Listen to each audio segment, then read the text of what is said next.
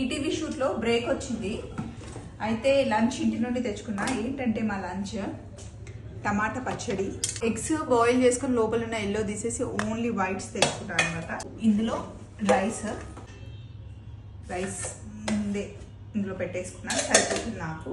Next నాకు చాలా చాలా ఇష్టమైన కర్రీ మామిడికాయ పప్పు.